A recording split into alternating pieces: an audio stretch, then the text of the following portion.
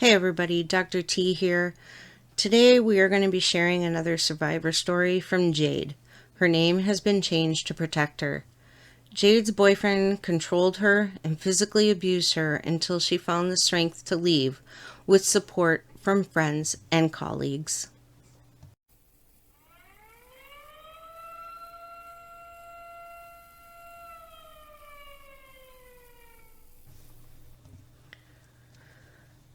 When I met my boyfriend, he seemed really into me.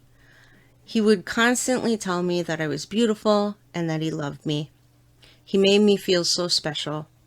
We eventually moved in together, and that's when things began to change. He became controlling about what I ate, what I bought, and where we would go. He wouldn't he would take my car so I couldn't go to the college. Then when he came home, I was expected to have all the cleaning and cooking done. He compared me to other girls and I began to feel bad about myself. Things escalated whenever he took alcohol or drugs. He became physically abusive and would hit, kick, throw, or headbutt me. Sometimes he would beat me up in the car while I was driving. Once he dragged me along our street while his mates watched and laughed. He would always say sorry afterwards and that he would get counseling, but he never did. We lived far away from my parents and friends, and I wasn't allowed to leave the house. I felt really trapped and isolated and became really depressed. He eventually allowed me to get a job because he needed money. The job I found had the most amazing staff, and that helped to build my self-esteem. I realized that there were better people and places out there for me. I also got in touch with an old friend and told her what he was doing to me.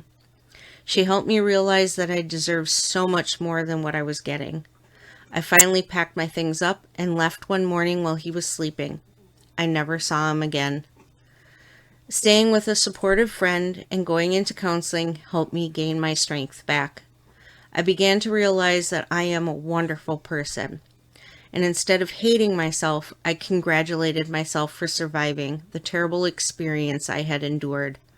I saw it as a great feat of strength. I realized that no matter how much I loved him or felt sorry for him, his behavior would never change. Every chance that I gave him became another opportunity for him to hurt me. Opening up and talking to someone I trusted and getting support from a counselor were the best things that I did. I'm now with an awesome guy and I've never felt so good about myself.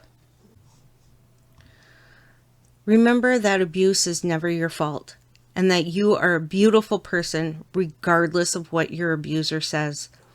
Ask for help from someone you trust and know that you can live a life without abuse. Make your voice heard. If you or someone you know is in an abusive situation, call the National Helpline at 1-800-799-SAFE or text START to 88788. Everyone deserves a healthy relationship.